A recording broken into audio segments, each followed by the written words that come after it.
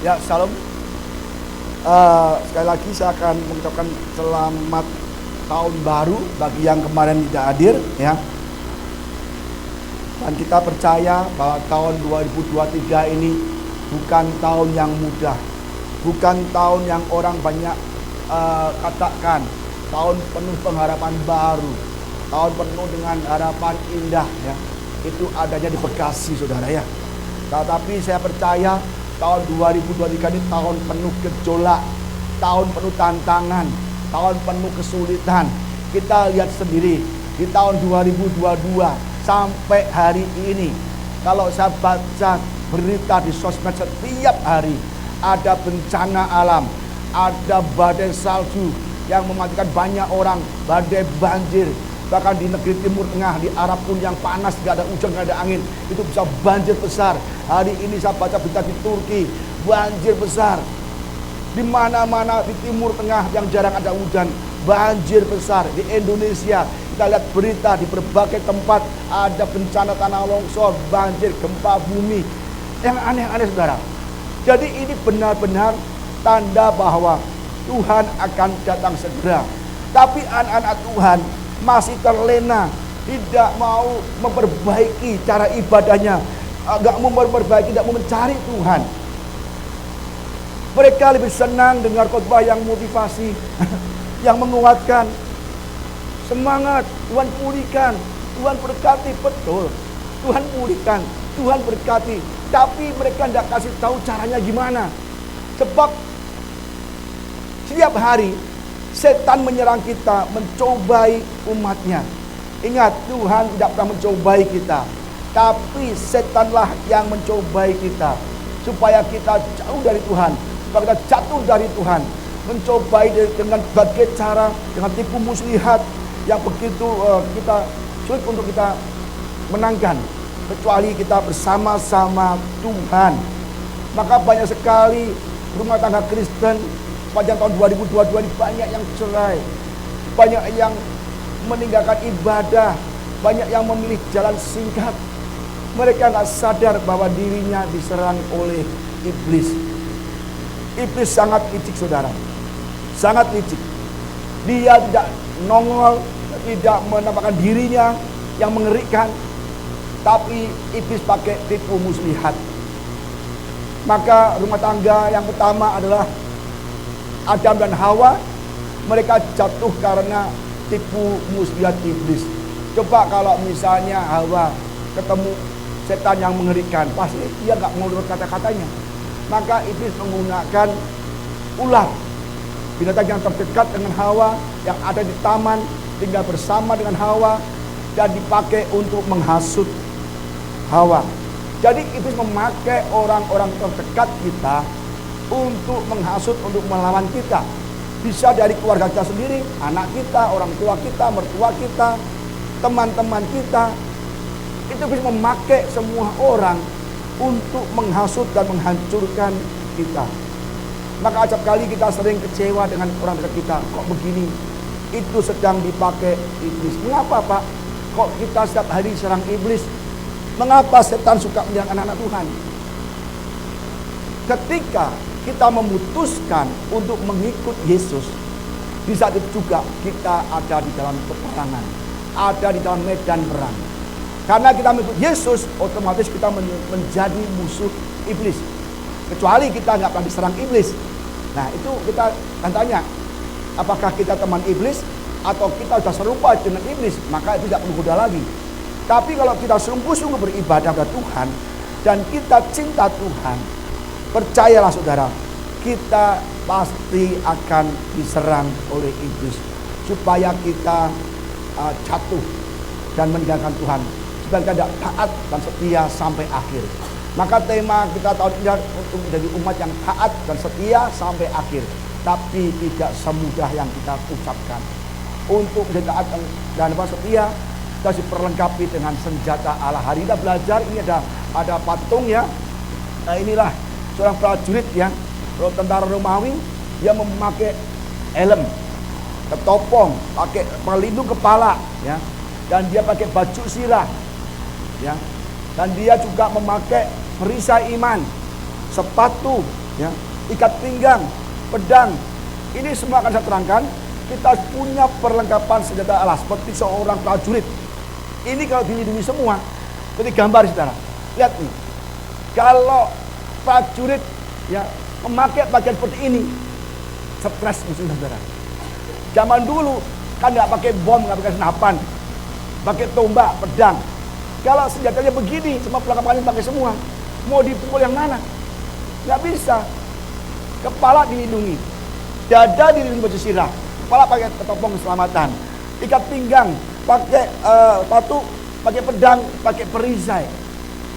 Demikian pula kita sebagai orang Kristen, kita diperlengkapi dengan perlengkapan senjata Allah yang utuh supaya kita dapat menang. Kita lihat ya saudara ya. Jadi saya ulang sedikit ya, Efesus 6 ayat 10-18. Akhirnya ya, hendaklah kamu kuat di dalam Tuhan, di dalam kekuatan kuasanya. Paulus berkata, be strong in the Lord and in the power of His might.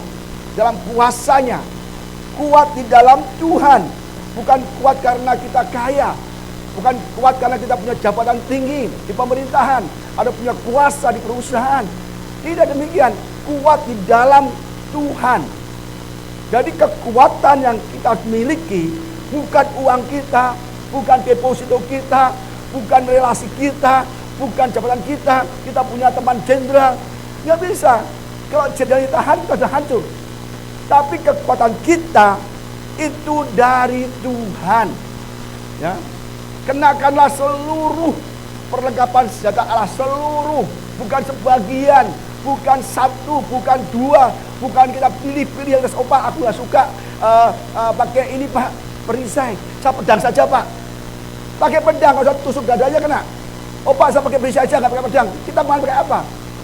Kalau kita nggak pakai perisai, kita kalah. Nggak pakai pedang, kita nggak bisa nyerang. Jadi semua harus dipakai, seluruh perlengkapan senjata Allah supaya kita tidak celah untuk iblis bisa masuk. Ya. Nah, saudara, ya.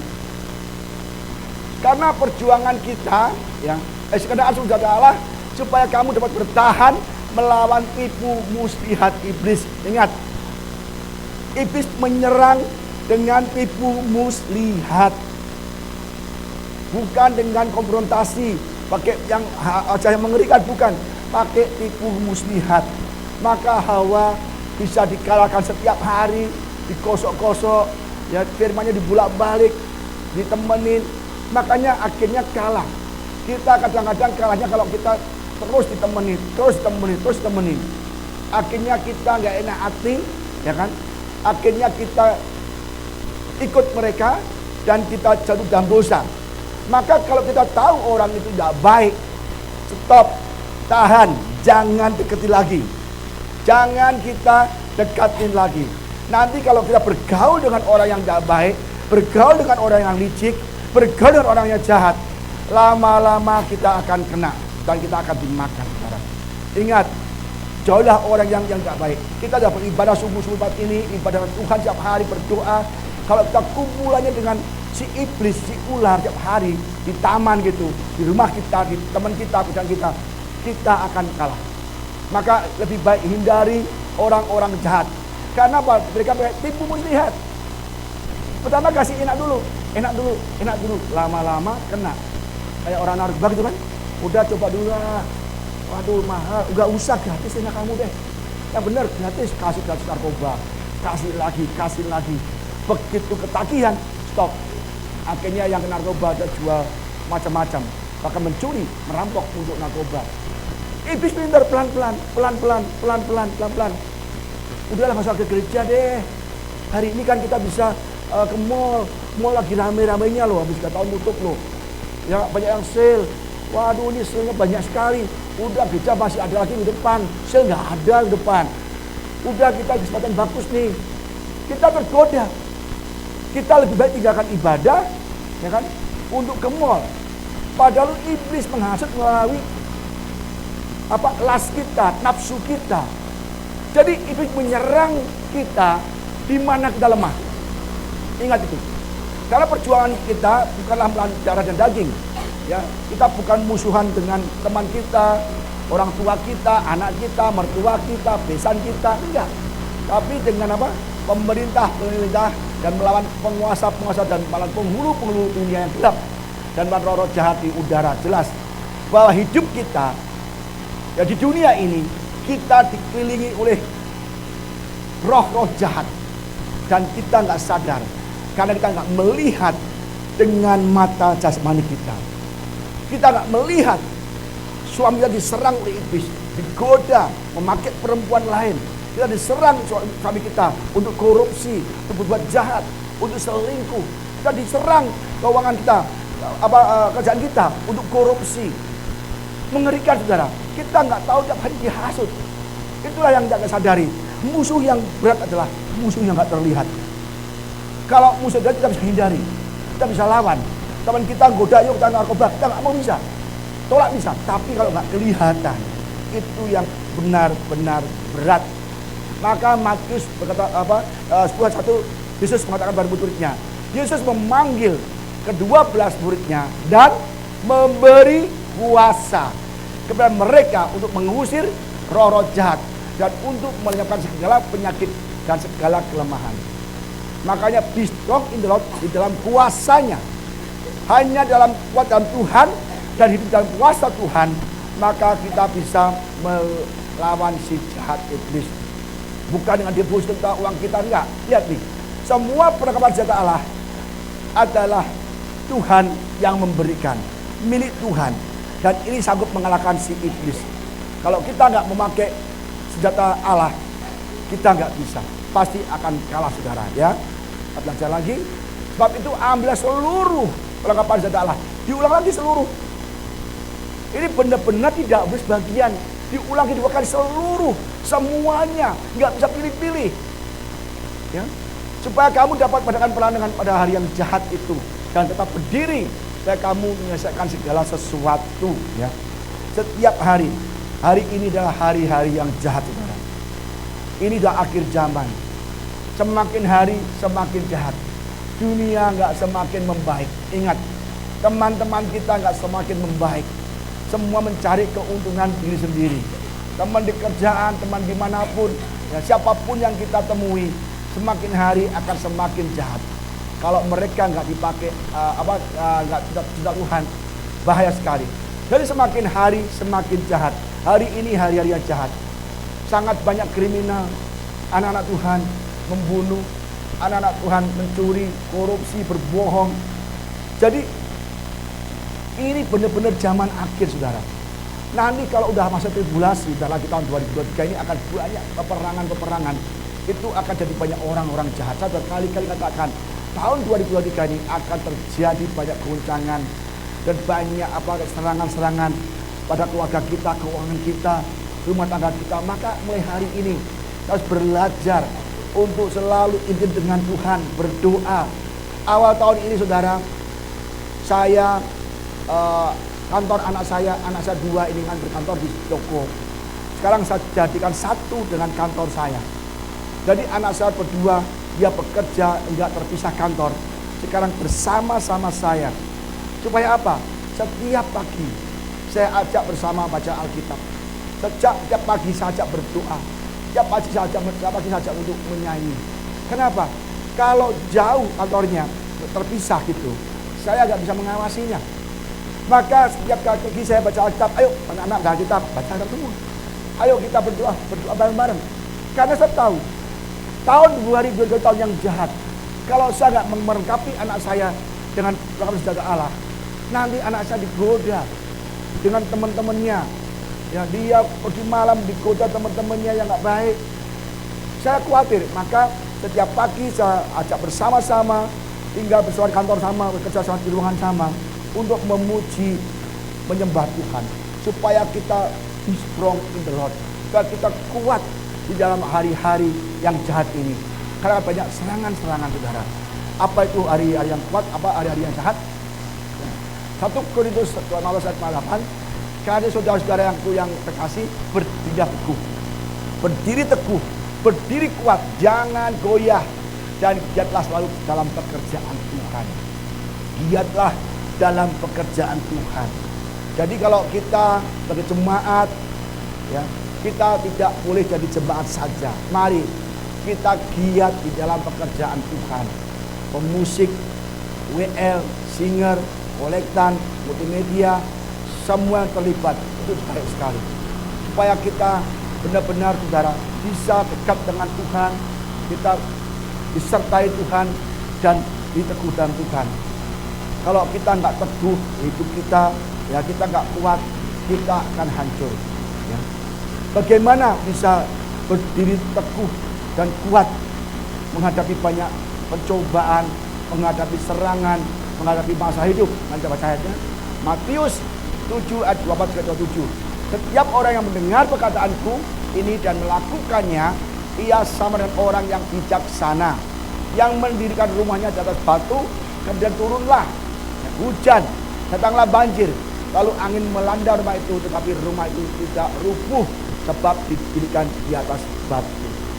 Kalau kita mendengar firman Tuhan dan melakukannya, kita seperti rumah yang didirikan di atas batu yang kuat. Firman adalah batu yang kuat. Maka ada serangan apapun, kita akan tetap berdiri teguh. Maka saudara, ya keluarga kita, ya suami kita, istri kita harus sering beribadah setiap hari di rumah masing-masing. Misbah keluarga, istri doakan suaminya, suami doakan istrinya. Sebab zaman sekarang itu enggak perempuan, enggak laki sama saja. Kalau dulu selingkuh didominasi oleh laki-laki, sekarang emansipasi wanita. Banyak sekali kan wanita yang selingkuh. Apalagi suaminya nggak kuat, dulu kerja kaya raya senang, ya. Begitu suaminya di PHK, suaminya nggak kerja lagi, atau omsetnya menurun, atau pekerjaannya menurun, atau nggak bekerja, nggak ada hasilnya, istri mulai mencari yang lain. Ini kenapa? Karena istri tidak berdiri dengan teguh di dasar iman Tuhan. Amin saudara. Maka saya tiap hari selalu ajak anak-anak saya, ayo baca Alkitab, ayo berdoa, ayo lakukan firman Tuhan, ayo nyanyi. Sebab saya tahu zaman-zaman sekarang cuma jahat.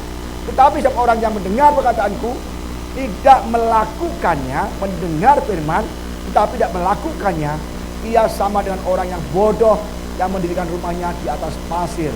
Kemudian turunlah hujan dan datanglah banjir, lalu angin melanda rumah ini, sehingga rubuhlah rumah itu dan hebatlah kerusakannya. Beda, rumah yang didirikan di batu karang, batu yang kuat, ada gelombang, ada ombak, dia tetap berdiri.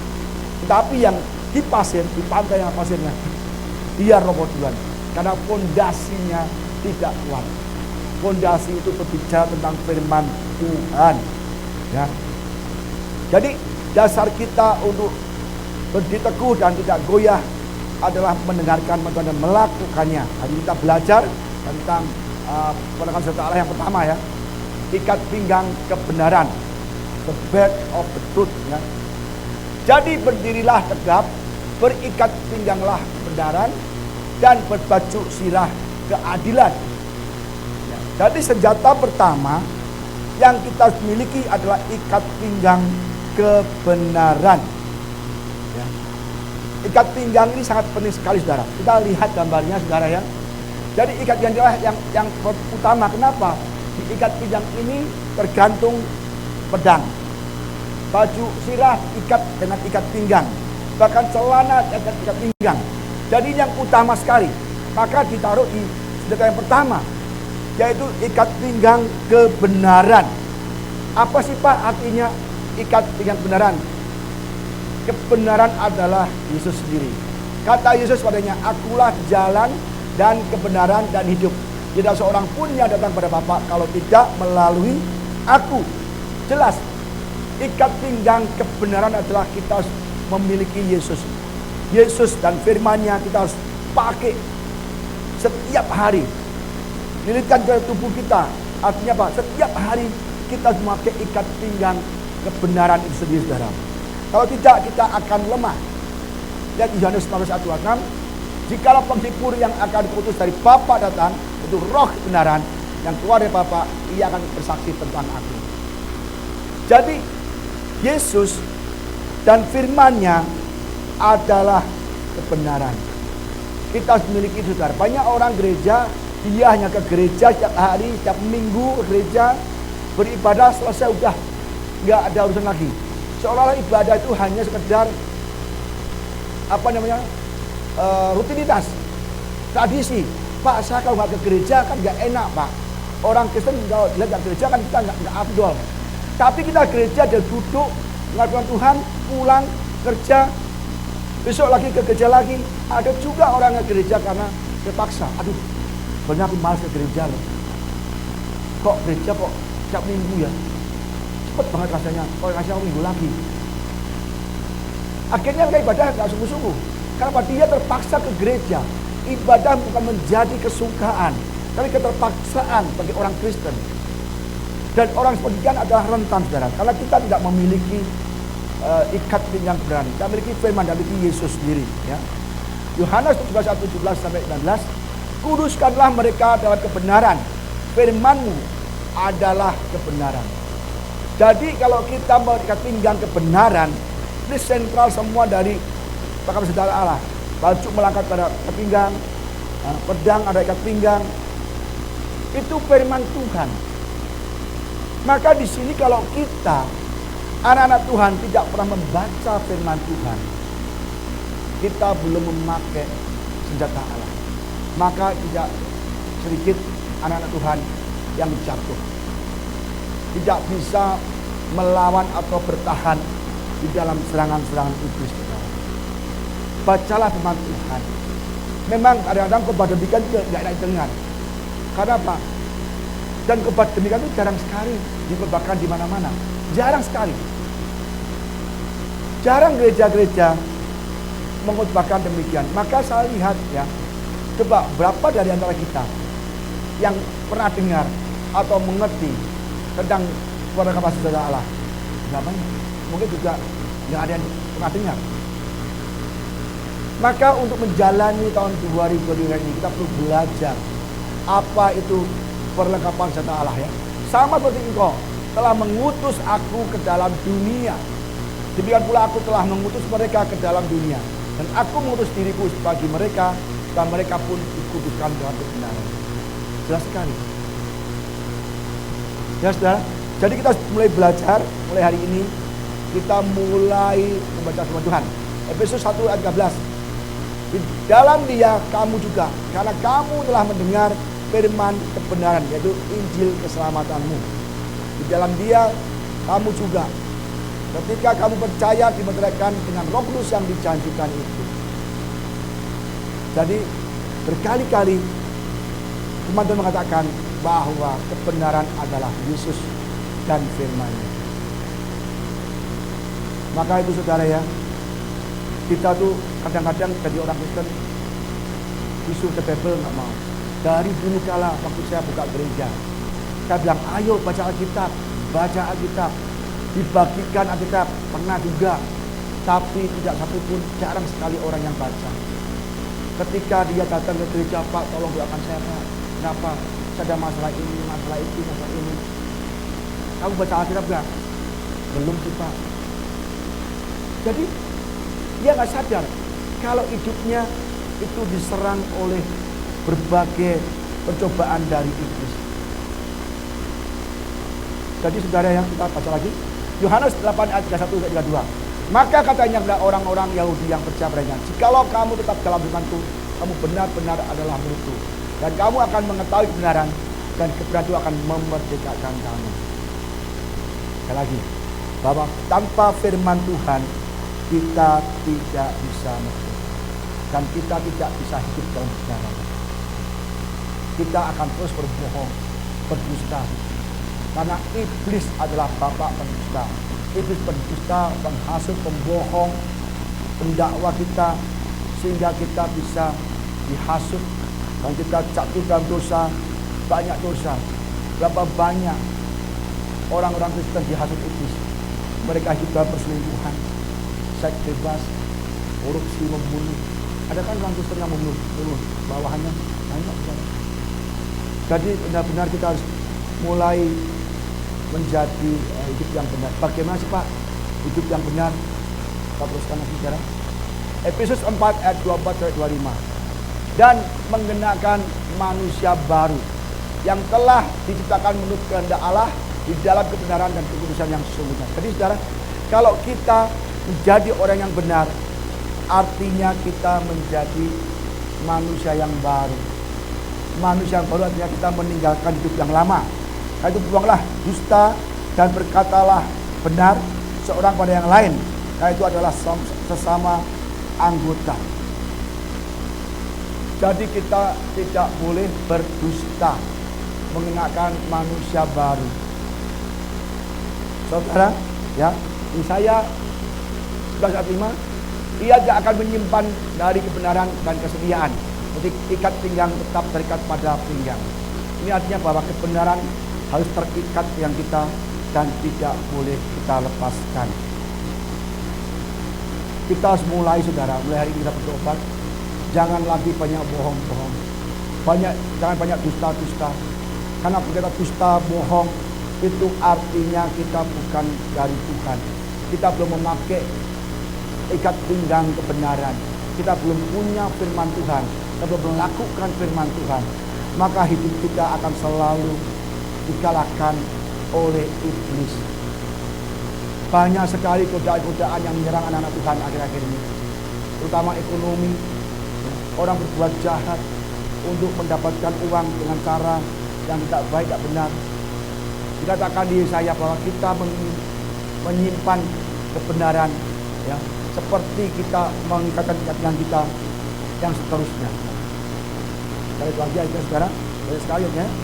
Yang kedua, kita belajar tentang baju sirah keadilan. Tadi ikat pinggang, ya, kebenaran. Kebenaran dari sendiri dan firman Tuhan. Kita pakai firman Tuhan, pakai ikat pinggang, ya. Sekarang kita baju sirah keadilan, the breastplate of righteousness. Apa itu? Ya. The breastplate of righteousness adalah baju sirah keadilan. Dan di dalam bahasa aslinya ada dikaiosune, equity, keadilan, ya, justice, righteous, ya, atau kebaikan, kebenaran juga, ya. Dalam Mika 6:8, hai manusia, telah diberikan kepadamu apa yang baik, dan apakah yang dituntut Tuhan daripadamu selain berlaku adil, mencintai kesetiaan, hidup dengan rendah hati di hadapan Allahmu.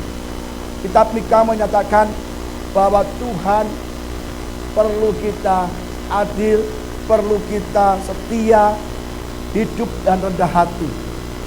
Bahkan di Amos nanti dikatakan Tuhan tidak menyukai persembahan kita lembu-lembu tambun, tapi kita tidak adil, kita jahat. Banyak orang juga ke gereja, dia hanya memberikan persembahan, yang penting sudah datang kasih persembahan, tapi dia hidupnya sangat jahat.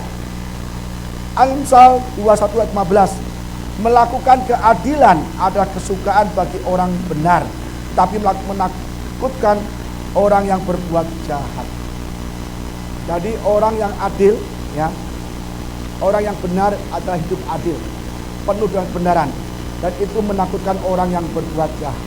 Maka kita di tengah-tengah umat yang bengkok hatinya, tengah-tengah umat yang tidak mau beribadah, kita harus mempunyai keadilan, mempunyai kebenaran, ya. Iblis menyerang hati kita saudara supaya kita jahat. Ini namanya breastplate, adalah apa? Baju sirah, pelindung dada kita. Maka harus kita lindungi dengan kebenaran dari Tuhan atau keadilan.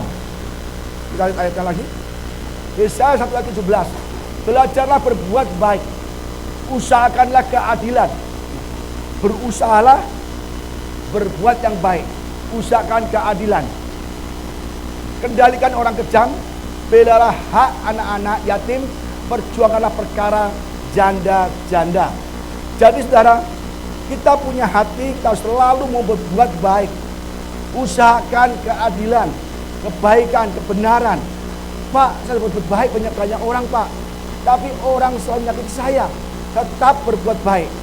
Kalau kita berbuat baik, itu artinya kita mengendalikan orang-orang kejam, orang jahat. Bahkan belalah hak-hak anak yatim, perjuangkanlah perkara janda-janda. Nah, ini jelas janda tua, 60 tahun lebih ya. Kalau janda muda udah banyak yang bela, nggak perlu dibela lagi. Nah, nanti kita mah terjerat pada janda muda, saudara.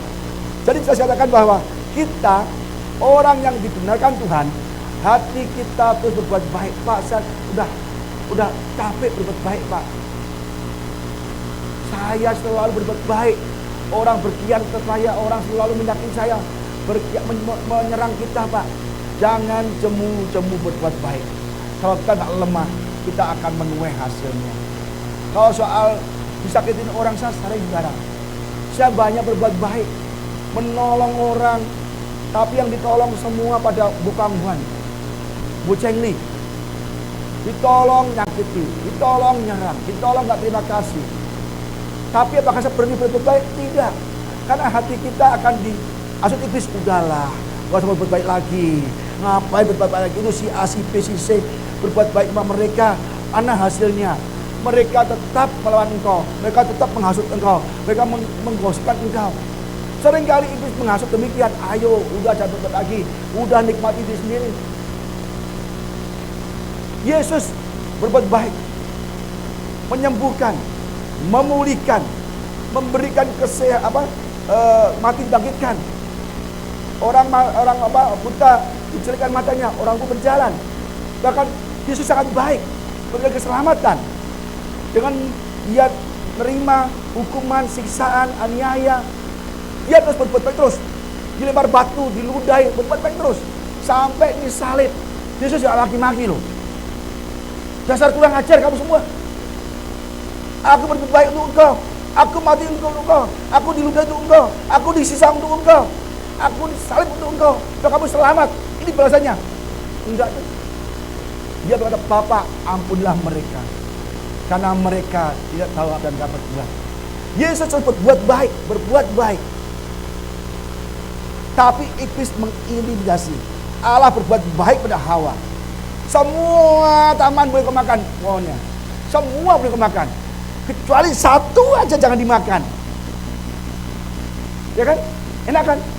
Kita dikasih semua. Semua. Tapi satu aja jangan dimakan. Kenapa satu dimakan juga tuh? Kenapa? Iblis menyerang pikiran hati Hawa. Itu pasti paling enak loh Allah.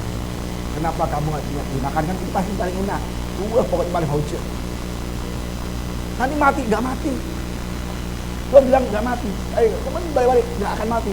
Tapi kamu bisa melihat mana yang benar, mana yang salah. Seperti Allah katanya, enak tuh, coba deh. Gak mau takut, enak. Tiap hari digoda-goda. Kan masih banyak pilihan makanan yang lain. Tapi hatinya diserang. Akhirnya jatuh dalam dosa. Maka itu menyerang hati, maka ada perlindungan hati kita.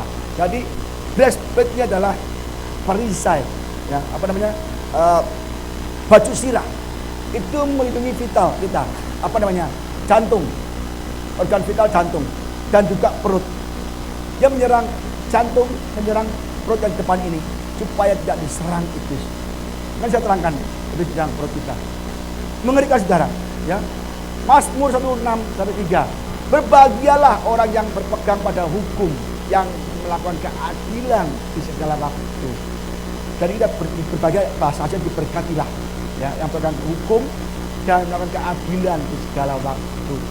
Walaupun kadang-kadang kita diperlakukan tidak adil, kita tetap percaya dan punya hati yang bijaksana, hati yang benar, hati yang adil.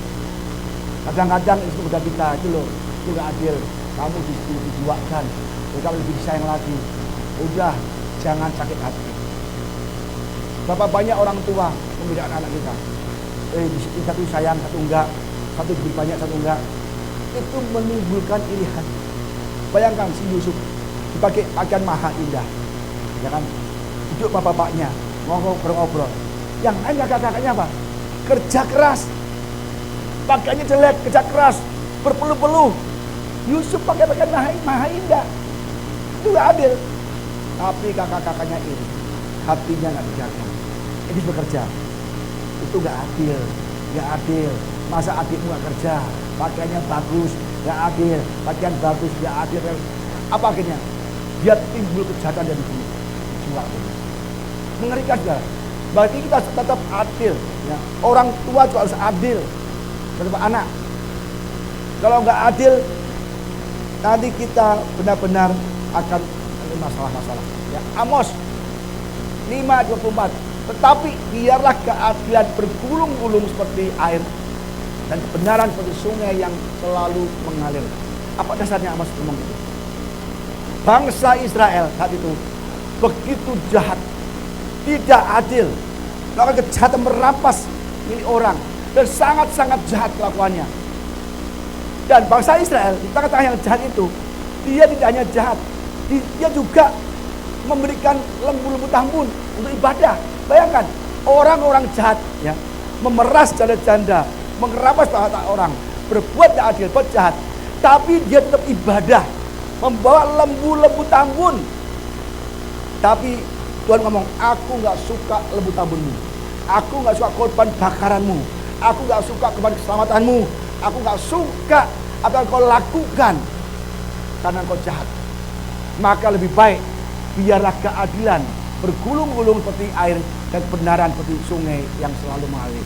Tuhan lebih menghendaki, lebih suka kita itu hidup dalam kebenaran dan hidup dalam keadilan daripada persembahan lembu-lembu tambun. Kalau saudara memberi persembahan banyak tapi jahat, Tuhan tidak berkenan. Tidak berkenan. Tuhan tidak bisa disuap. Kalau sekarang penjara orang satu suap keluar, tapi surga nggak bisa lagi. Jangan sekali-kali menyuap Tuhan. Saya nggak mau ke gereja, Pak.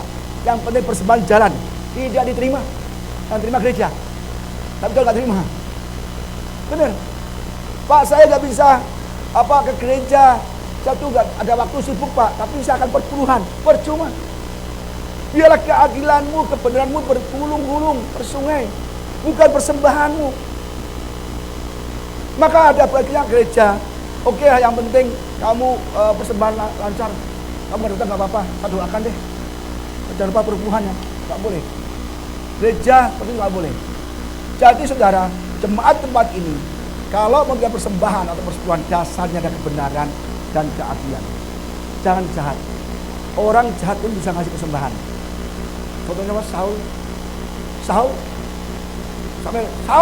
kenapa kau taat? Ini aku dengar suara ternak, lembu-lembu tambun loh. Kenapa kau buat tumpas? Ini untuk Tuhan. Ini untuk Tuhan. Padahal Saul gak taat, hatinya jahat. Dia mau ambil semua lembu tambun, semua ternak. Dia tanya Samuel, untuk Tuhan. Apa kata Samuel? Tuhan gak berkenan padamu. Tapi juga engkau tidak jadi raja lagi. Memilih orang lain. Jadi jangan pikir kita persembahan besar. Jangan pikir kita berpuluhan. Tapi hatinya jahat. Tuhan gak terima. Mengerikan kan? Hidup kekristenan itu yang sulit. Sangat sulit. Jangan pikir gampang. Percaya Yesus sebagai masuk surga. Oh, tidak. Surga itu gratis tapi tidak murahan. Surga gratis tapi tidak gampangan. Sangat sulit. Bahkan Paulus yang begitu baiknya, begitu salehnya, ngomong akan berjuang supaya aku kelak tidak ditolak. Bayangkan, Paulus kalau kita diam di kitab Pertiga Perjanjian Baru, nggak mungkin ditolak Pertiga. Tapi dia bilang aku berjuang keras. Kenapa dia tahu surga itu susah masukin? Kalau nggak benar-benar kita hidup dalam kebenaran dan keadilan dan kebenaran dari Yesus sendiri dan firman-Nya, nggak bisa benar, Pak. Nggak bisa. Yang menjadi benar adalah Yesus sendiri. Ingat, orang Farisi sama orang tuan cukai, dia berdoa di gereja, rumah ibadat. Apa kata orang Farisi? Tuhan, aku ibadah setiap hari, ya, tidak berzina, aku tidak persepuluhan, aku saleh, aku baik, tidak pernah membunuh, tidak seperti orang cukai ini. Bayangkan, itu udah membaikkan diri, membenarkan diri, masih nunjuk orang lain lagi. Kurang ajar dong. Kalau kamu bakal diri terserah. Tapi jangan sampai aku lebih baik, aku saleh, ibadah, dengan persembahan, persepuluhan, berpuasa. Enggak seperti orang itu. Aja kan? Yang ini begini, yang belakang ini begini. Oh Tuhan, aku berdosa, ampuni aku Tuhan. Tidak dia mercy Tuhan, aku butuh kasih karunia-Mu. Mari benarkan Tuhan. Tuhan juga. Ini saudara, yang bikin kita benar atau yang membenarkan kita bukan standar kita. Standar kita itu rancu, nggak jelas. Pak, saya sudah baik, saya sudah benar Pak, sudah memberi orang, menyumbang orang, ibadah. Itu kita belum apa-apa kan.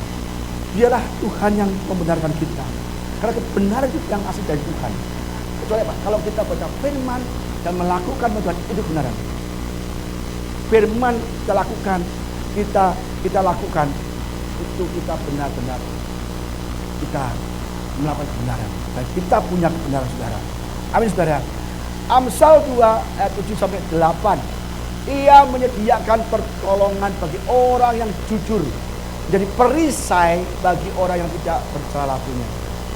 Ingat ya, Tuhan dengan pertolongan bagi orang yang jujur, orang yang baik, orang yang benar hidupnya, perisai ya bagi orang yang tidak bersalah lakunya. Kebenaran, perisai. Keadilan, perisai. Ini keadilan kebenaran, ya, perisai semua. Jadi kita tidak diserang hati kita karena kita melakukan kebenaran. Tapi kalau kita bohong, itu seperti iblis, bapak pembohong. Maka kalau kita benar, pasti diserang oleh iblis. Bagaimana Pak? Untuk mengenakan baju sirah keadilan atau baju sirah kebenaran. Kita belajar saudara. 1 Yohanes 1 ayat 10, ya, pertobatan. Jika kita mengaku dosa kita, maka ia adalah setia dan adil, sehingga ia akan mengampuni segala dosa kita dan menyucikan kita dari segala kejahatan. Kita mengaku dosa, Tuhan menyucikan kita, mengampunkan kita, dan kita jauh dari kejahatan. Itu pertama ya. Terus jika kita berkata bahwa kita tidak ada berbuat dosa, maka kita membuat diam dari pendusta dan firman-Nya tidak ada dalam kita. Kalau kita mengaku tidak berdosa, tidak pernah berdosa, kita tidak ada firman dalam Tuhan. Jadi jelas-jelas bertobat. Kenapa bertobat? Karena semua orang telah berbuat dosa dan telah kehilangan kemuliaan Allah. Ya. Oleh kasih karunia telah dibenarkan dengan cuma-cuma karena penebusan dalam Kristus Yesus. Jadi untuk memakai baju kebenaran, baju keadilan, kita harus bertobat. Kalau kita nggak bertobat, hidup kita nggak benar, hidup kita nggak adil.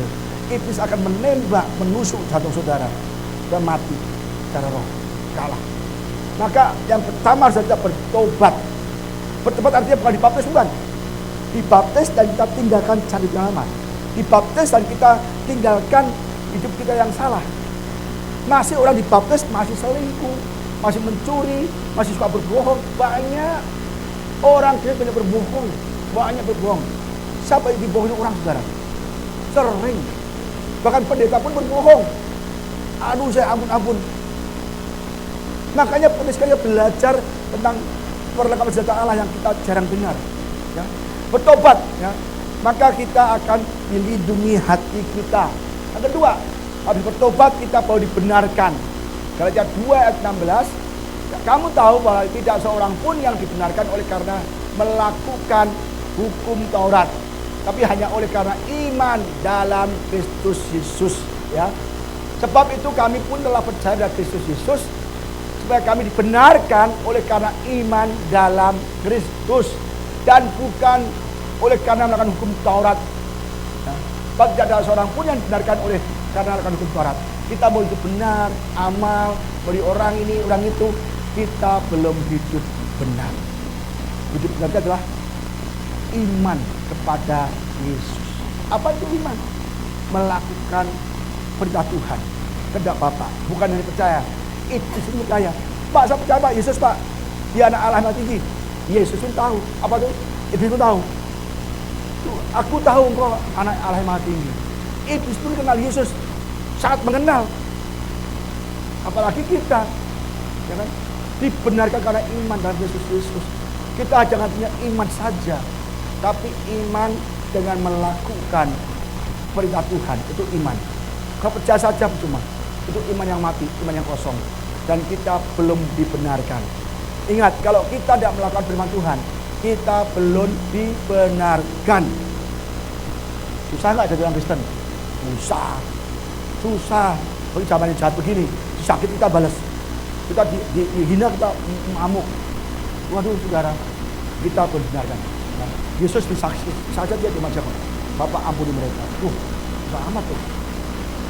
Terus pengudusan, ya, Yakobus 4 ayat 8, mendekatlah kepada Allah, ya, dan Ia akan mendekatkan kepadamu. Tahirkanlah tanganmu, hai kamu orang-orang berdosa, dan sucikanlah hatimu, hai kamu orang yang mendua hati. Kuduskanlah tanganmu, jangan berbuat jahat, jangan berbuat curang, berbuatlah adil, justice dan righteousness. Dan hatimu, sucikan hatimu, jangan berbuat dosa, jangan cemar. Maka kita sedang memakai baju sirah keadilan yang akan menangkis serangan-serangan itu. Pak, apa sih Pak? Kita udah begitu suci hati apa sih? Suci hati adalah kita memiliki hati seperti Kristus, heart of Christ. Kita belajar ya. Apa itu buah roh? Kasih, sukacita, damai sejahtera, kesabaran, kemurahan, kebaikan, kesetiaan, kelemah lembutan, penguasaan diri. Jelas, inilah. Kalau kita sudah menyucikan hati kita, kita akan memiliki buah-buah roh. Ya, hati kita penuh dengan firman. Firman kita buka, kita ada Yesus, ada Roh Kudus, ada suara hati, mata kita terang, ya, mulut kita cerah. Ini kita mempunyai buah roh, kita mempunyai kebenaran dan dikuduskan. Maka kalau orang Kristen, ya, dia tidak punya kasih, ya, selalu bersungut-sungut, ya, tidak ada kedamaian, tidak sabar, nggak murah hati, nggak baik, nggak setia, itu belum menjadi satu kebenaran, saudara. Maka kita tahun ini harus benar-benar koreksi. Apakah kita sudah memakai baju sirah keadilan atau kebenaran? Dari buah kita tahu. Kalau kita tetap jahat, tetap korupsi, tidak ada terang dalam hati kita, maka kita belum mengenakan baju sirah keadilan. Barang siapa jadi milik Kristus Yesus, ia telah menyalibkan daging dengan segala hawa nafsu dan keinginannya. Jelas dah ya. Kalau kita di dalam Kristus udah punya buah roh ini, kita harus menyalibkan kedagingan kita. Jangan hidup seperti orang-orang yang tidak kenal Tuhan. Tadi saya katakan, jauhlah orang jahat, jauh teman-teman yang gak baik. Apalagi punya keluarga, punya istri, punya suami. Kita harus menjauhkan diri kita dari orang-orang yang belum kenal Tuhan, yang hidupnya tidak beres, yang rumah tangganya berantakan, tidak mau bertobat. Nanti kita akan terseret dalam hidup mereka. Dan jikalau kita hidup oleh roh, baiklah hidup kita juga dipimpin oleh roh. Kalau kita hidup kita roh, ya, hati kita penuh roh, kita sudah dilindungi oleh Roh Kudus dan Yesus sendiri, firman-Nya, maka iblis tidak bisa masuk. Lihat gambarnya, iblis tidak bisa masuk, dia kabur, keluar. Kenapa? Setiap hari, ya, membaca Alkitab, membuka Alkitab, setiap hari berdoa ke Tuhan, dan setiap hari kita selalu menyembah dalam roh kebenaran. Maka kita akan terus dilindungi Tuhan, ya. Dan cara kita hormat, janganlah kita saling menantang dan saling menentang. Kalau di dalam Tuhan, jangan jelas sekali, jangan gila hormat. Jangan sampai kita tuh mencari pujian dari manusia. Jangan cari kita tuh dihormati oleh manusia. Ya, kita misalnya jadi hamba Tuhan, berkhotbah, jangan cari untuk kemuliaan sendiri. Hanya untuk kepentingan untuk cari view yang banyak, follower yang banyak, pemain musik, WR. Juga jangan sampai mencari kemuliaan sendiri, kerjasama yang baik. Jangan satu gitar dia mainnya menguasai yang lain, nggak boleh. Harus kita benar-benar sinkron, kita harus benar-benar harmonis, kerjasama dengan baik. Jadi jangan sampai kita tuh gila hormat. Cuma juga juga demikian. Jangan sampai kita tuh mencari kemuliaan di sini. Kita pada ini hati manusia. Alkitab ya jelas sekali. Hati manusia. Pertama adalah Jagalah hatimu dengan segala kewaspadaan, karena dari situlah terpancar kehidupan. Jaga hati kita dengan apa? Seal, ya, dengan apa? Breastplate, dengan apa? Baju sirah kebenaran, ya. Karena hati kita yang diserang iblis, kalau hati kita gelap, ya. Kita semua lagi ada roh jahat. Kalau kita mulai percaya Yesus dan dibaptis, itu mulai akan dibuka, itu sudah siap-siap mau kabur, ya. Kita gelap, tapi kita mau terima Roh Kudus, dibaptis dan melakukan firman Tuhan, mulai buka Alkitab, mulai buka, Roh Kudus mulai turun, mau masuk ke hati kita. Iblis sudah buru-buru mau keluar. Jadi kalau kita di dalam kegelapan, kita baca Alkitab, berdoa, minta Tuhan hadir dalam hati kita, maka iblis atau kejahatan kita mulai satu-satu mulai siap-siap untuk hengkang pergi dari hati kita, ya.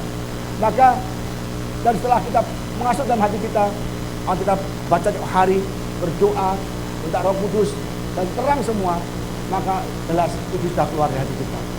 Jadi hati kita harus kita lindungi dengan firman Tuhan, dengan kebenaran Tuhan, keadilan. Tapi kalau sudah begini, ini iblis tidak hanya pergi, dia tetap berkeliling di luar kita. Kita baca Alkitab, ya, terang hati kita. Iblis tidak pergi itu aja enggak, dia tetap keliling terus mencari celah, ya kan? Sadarlah dan berjaga-jagalah, lawan musuh iblis berjalan keliling sama seperti singa yang mengaum-ngaum dan mencari orang yang dapat ditelannya. Jadi baca Alkitab dia terkeliling, cari celah. Begitu kita tidak baca lagi, Alkitab ditutup, ya, jarang berdoa lagi. Berdoa ada salibnya kuning, jangan berdoa lagi, salibnya dah begini, dah ada sinar lagi. Roh Kudusnya sudah mulai pergi, iblis sudah mulai cari celah, mulai masuk. Kenapa masuk? Karena kita tidak pernah baca Alkitab lagi. Kita tutup Alkitabnya. Maka setiap hari kita harus buka Alkitab, baca, berdoa, sebagai keluarga, ya. Udah begitu masuk iblis satu, masuk semua.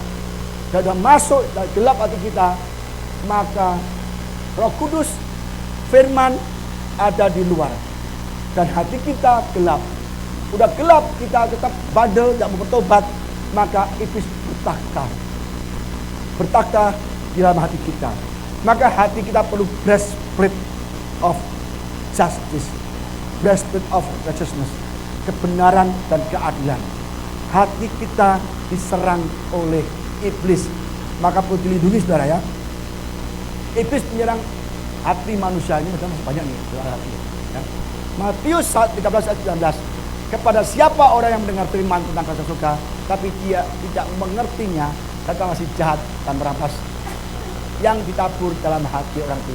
Itulah benih yang ditabur di pinggir jalan. Kita ke gereja dengar firman Tuhan, tapi kita tidak mau percaya, hanya sekedar ke gereja dengar firman Tuhan, pulang, dan kita nggak dapat apa-apa.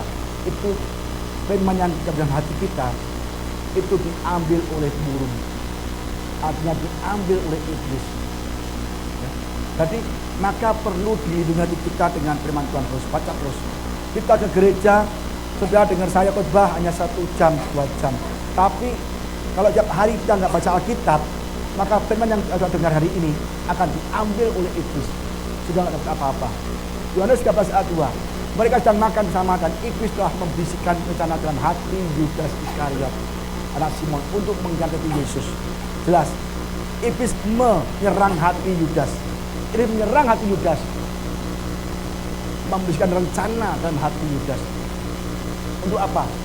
Dapat uang banyak. Untuk menjual Yesus. Ini Yudas. Ini tadi firman, ini Yudas. Hati itu rawan sekali. Hati-hati. Jaga hati kita dengan segala kewaspadaan, ya. Kisah Para Rasul 5:3, perajat bab selesai. Tetapi Petrus berkata, Ananias, mengapa hatimu dikuasai iblis? Ananias hatinya gelap, dikuasai iblis, bertakhta dalam hati Ananias, sehingga mendustai Roh Kudus dan menahan bagian dari hasil perjuangan itu. Bayangkan, Ananias, Safira, suami istri, menjual rumahnya, menjual propertinya, menjual tanahnya, untuk dibawa ke kaki Petrus untuk diberikan untuk penginjilan terjadi. Tetapi di dalam memberikan itu, dia tahan separuh hasilnya, ngomongnya semua. Udah berbayar kan dia? Dia persembahan, menjual rumah untuk penginjilan. Tetapi di tengah-tengah dia di depan Petrus ngomong ini semua hasilnya.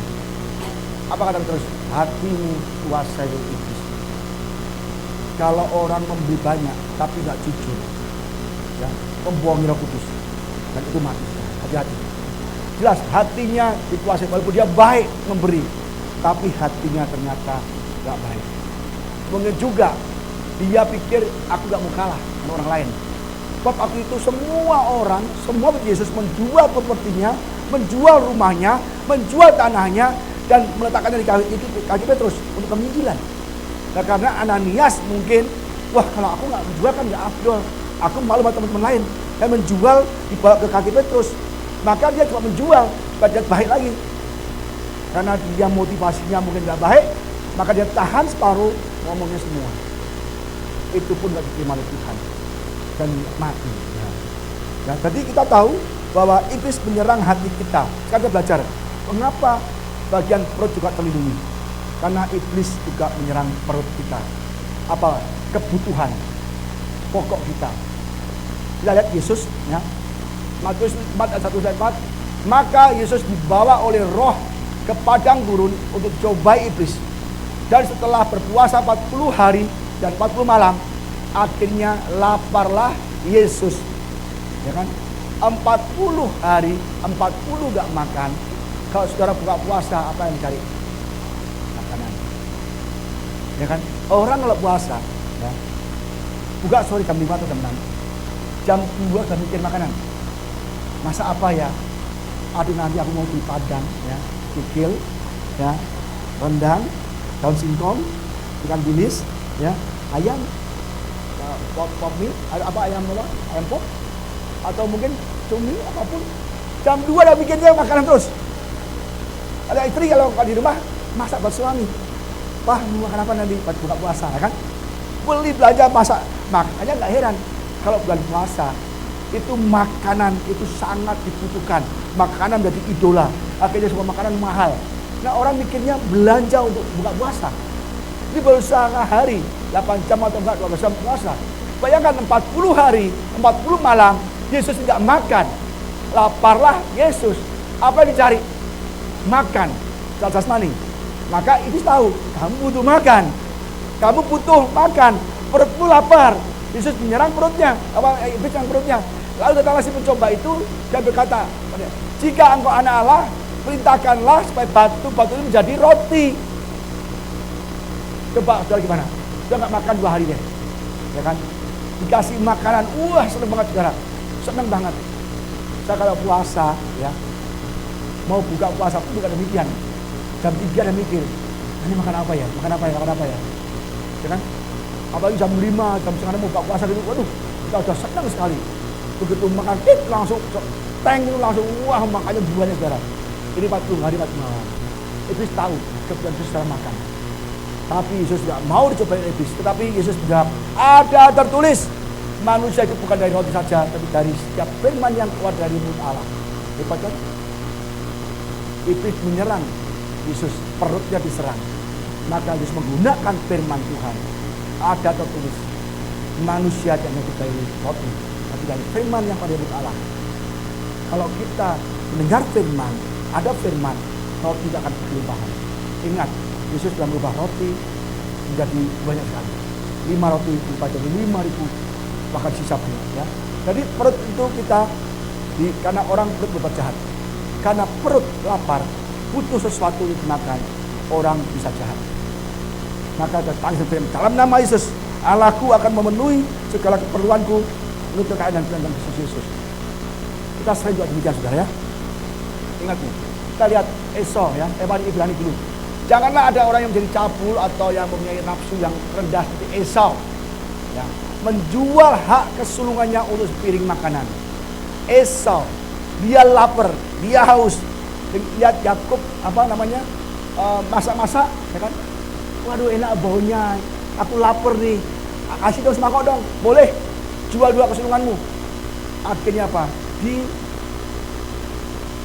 Makan itu buburnya, sopnya, dan Esau, ya, Sebab kamu tahu bahwa kemudian ketika ia hendak menerima berkat ditolak. Ia ditolak. Sebab ia tidak beroleh kesempatan untuk memperbaiki kesalahannya.